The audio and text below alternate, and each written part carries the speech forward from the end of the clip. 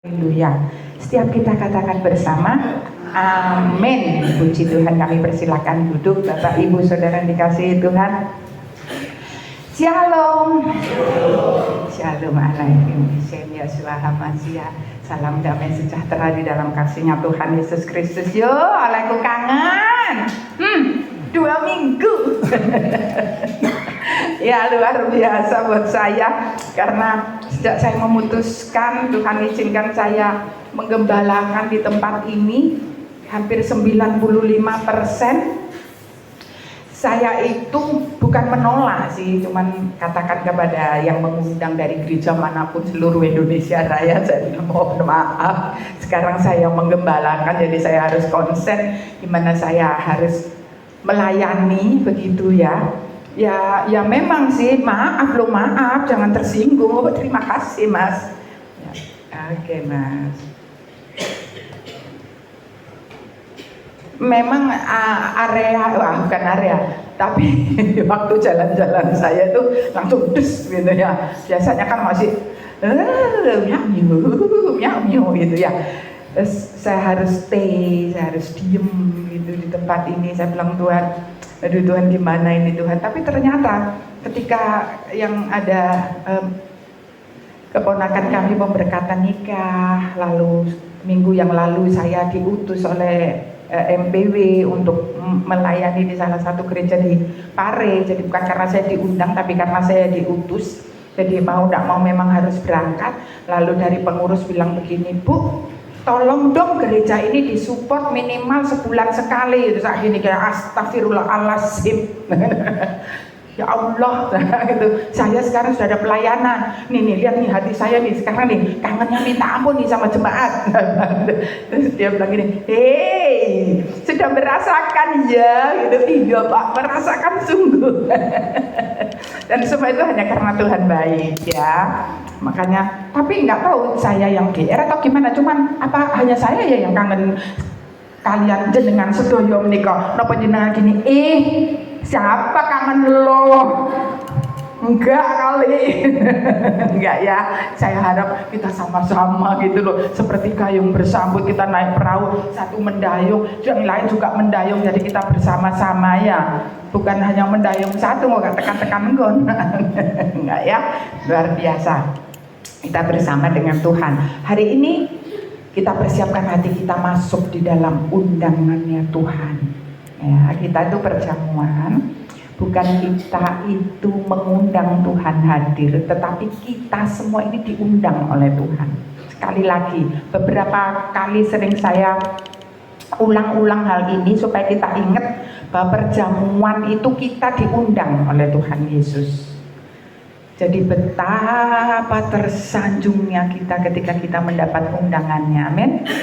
Ya, yuk dibaca, kita baca di dalam surat 1 Korintus 11 ya, ayat 23 sampai 26. Ya. 1 Korintus 11 ayat 23 sampai 26. Monggo Pak Widodo. Sudah ketemu apa belum? Kalau belum bisa di sini dibacakannya. Surat 1 Korintus pasal 11 ayat 23 mulai. Sebab apa yang telah kuteruskan kepadamu telah aku terima dari Tuhan, yaitu bahwa Tuhan Yesus pada malam waktu ia diserahkan mengambil roti, dan sesudah itu ia mengucap syukur atasnya. Ia memecah-mecahkannya dan berkata, inilah tubuhku yang diserahkan bagi kamu. Perbuatlah ini menjadi peringatan akan aku. Demikian juga ia mengambil cawan sesudah makan lalu berkata, cawan ini adalah perjanjian baru yang dimeteraikan oleh darahku. Perbuatlah ini setiap kali kamu meminumnya menjadi peringatan akan aku. Sebab setiap kali kamu makan roti ini dan minum cawan ini, kami memberitakan kematian Tuhan sampai Dia datang. Amin. Berbahagialah setiap kita yang sudah membaca dan menyimpan firman itu di dalam hati kita pagi hari ini, Bapak Ibu Saudara dikasih Tuhan. Tetapi jauh lebih berbahagia ketika kita melakukan kehendak Bapa di dalam Tuhan Yesus Kristus. Korintus ini ditulis oleh Rasul Paulus. Jadi Rasul Paulus ini menyampaikan akan apa misinya Tuhan Yesus di dalam hidup kita ini ya. Kita boleh makan dagingnya, kita boleh minum darahnya ya, dan itu adalah bukan hal yang biasa-biasa saja ya. Saya paling eman kalau melewatkan komuni, melewatkan perjamuan kudus ya. Di rumah itu di rumah kami Kemis malam saya itu paling eman temenan jan moto kuwi moto yuyu ya lho. Moto yuyu ya betul. Pokoknya nek wis bar magrib ngono peteng motoe melok peteng ngono wis nang turu. Tapi kalau sudah Kamis, waduh, saya itu kadang mau tidur itu eman gitu tak melek no. Kata Pak, ya udah tidur dulu aja, nanti itu perjamuan kamu nanti tidak bisa bangun. Oh, enggak, aku pasti bisa bangun gitu.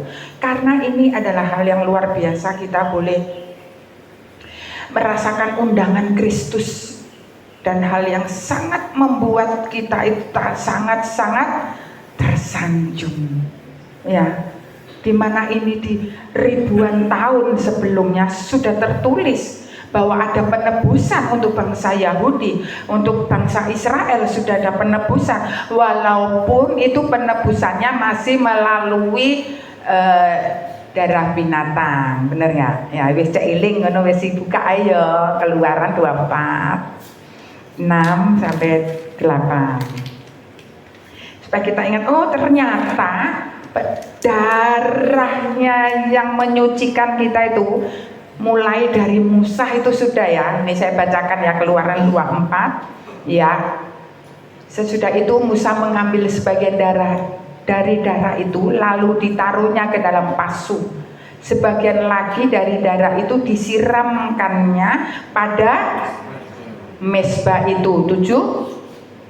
Diambilnyalah kitab perjanjian itu lalu dibacakannya dengan didengar oleh seluruh bangsa itu, dan mereka berkata, segala firman Tuhan akan kami lakukan dan kami dengarkan. 8. Kemudian Musa mengambil darah itu dan menyiramkannya pada bangsa itu serta berkata, inilah darah perjanjian yang diadakan Tuhan dengan kamu berdasarkan segala firman ini. Ayat 6 ditayangkan ya. Dan naiklah Musa dengan ayat 6 sayang. Iya, sesudah itu Musa mengambil sebagian dari darah itu setelah binatang itu disembelih lalu ditaruh di dalam pasu. Ya, menurut Bapak Ibu, pasu itu apa sih? Pasu itu iya apa ya? Ember paling ember ngono kae lho gitu ya. Bukan. Pasu itu seperti satu tempat mangkok. Lalu darah yang tercurah itu jangan sampai jatuh ke tanah, maka diadai. Iki mek contoh supaya kita paham ya. Jadi kita itu jadi jemaat Gersawong tidak hanya permukaan saja, tetapi lebih dalam bersama dengan Kristus. Saya gambarkan bahwa ini adalah pasu.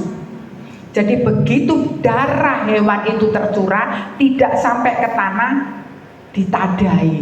Nggih leres nggih, Pak? Ditadai gitu loh. Ini pasu. Ditadai gini darahnya terus di sini. Lah, nanti kalau sudah ditadai sama Musa lalu didoakan, dinaikkan doa, lalu dicipratkan itu tadi, disiramkan kepada bangsa itu, kepada rumah itu supaya disucikan, supaya dibersihkan. Nah, pada zaman Musa setiap tahun harus dilakukan. Harus. Jadi itu bukan hanya sekali saja. Ya, harus dilakukan terus-menerus setiap tahun. Nah, digenapilah oleh Tuhan Yesus. Ya. Tuhan Yesus menggenapi tadi di 1 Korintus, tolong sayang ya. Ya, 1 Korintus 11 tadi ditayangkan di ayat 25 ya. Ya, 25. Demikian juga ia mengambil cawan sesudah makan lalu berkata, cawan ini adalah perjanjian baru yang dimateraikan oleh darahku. Perbuatlah ini setiap kali kamu meminumnya menjadi peringatan akan daku. So, kenapa yang perjanjian lama itu pasu, lalu di sini dikatakan cawan? Apa bedanya? Kalau kita tetap mengikuti pasu, maka setiap tahun kita harus curahkan darah hewan untuk menebus dosa kita. Nah, masalahnya engkau nek pas tengah-tengah tahun, ya toh, sebelum tahun untuk menyembelih berikutnya, hewan berikutnya ditadai pasu iki, terus awake dhewe ku innalillahi wa inna ilaihi rajiun, yang dari tanah kembali kepada tanah. Berarti dalam tengah-tengah tahun itu sudah ada pemberesan belum? Belum. Bener kan? Wes awake dhewe mlebu ora mlebu surga, ya. Nah, maka di sini dikatakan, Yesus mengatakan inilah cawan perjanjian baru. Lalu evolusi terjadilah cawan. Nah, ketika diadakan di dalam cawan ini, darah yang tercurah bukan lagi darah hewan, tetapi darah Kristus yang cukup sekali saja tercurah. Dan selamanya kita disucikan, diampuni segala dosa kita. Amin. Makanya dikatakan cawan. Bisa paham nah? Jong ngantuk. Ya paham yo. Nanti kok baik ditakoni ngono lho, siapa ngerti kita tuh tiba-tiba ditanyai, apa ditanyai? Ditakoni orang gitu. Iki jane nek nang gone agamamu iki ngarep dhewe kono ning gone perjanjian lama jereke kok omongane pasu. Lah kok iki kok wis mero beda meneh ngono kae ning gone 1 Korintus 11 ayat 25 kok dikatakan cawan.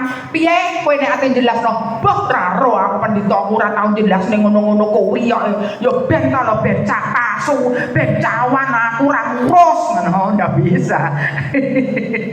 Kita harus tahu itu. Karena kelemahan-kelemahan itu pasti mereka cari untuk kita.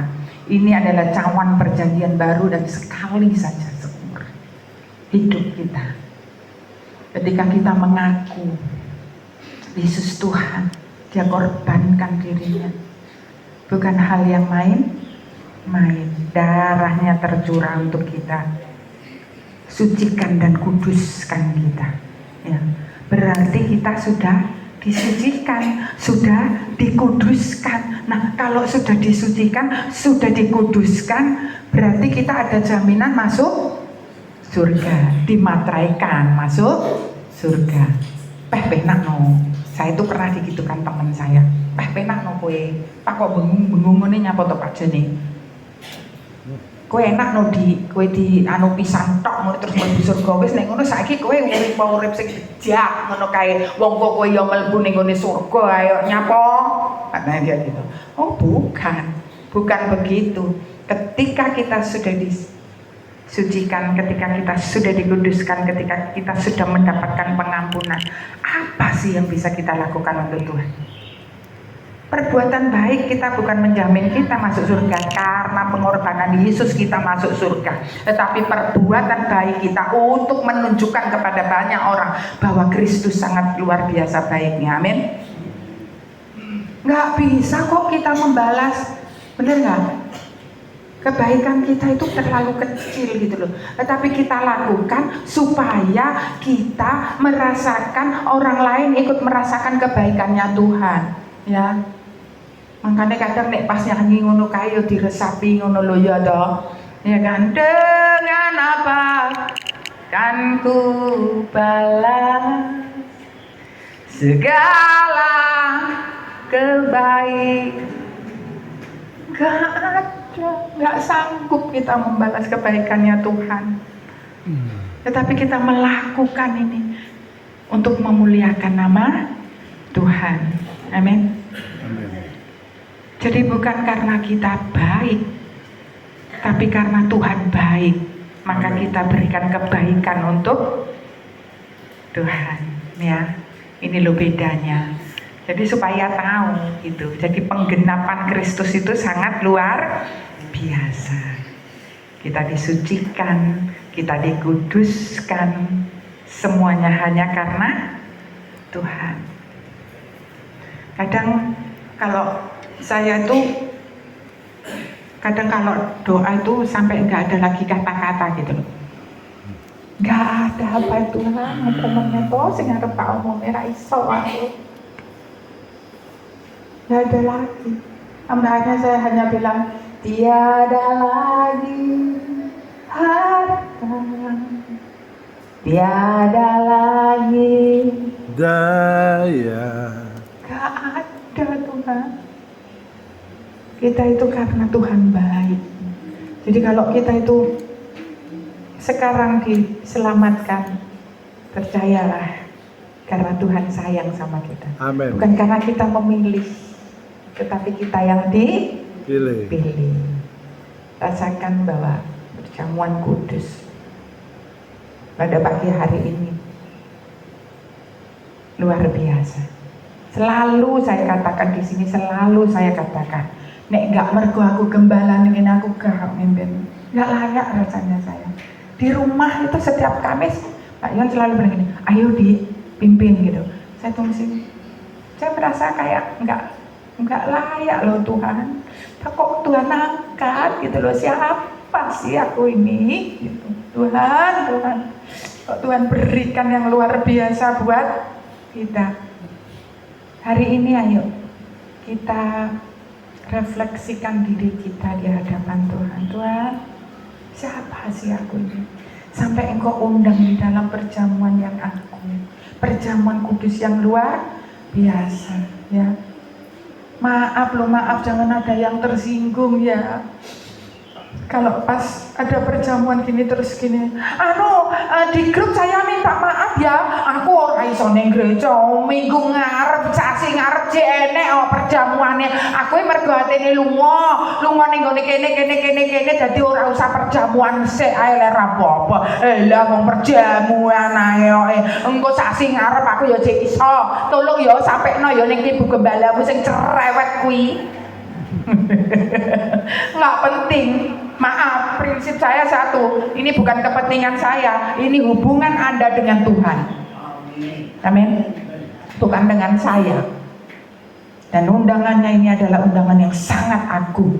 Amin. Berkali-kali selalu saya sampaikan ilustrasi bahwa ketika kita diundang seseorang aja kita mau datang, benar nggak? Ya, ada di sini pasti ada lah, mungkin Mas Yohanes pernah diundang bupati gitu kan, di pendopo gitu.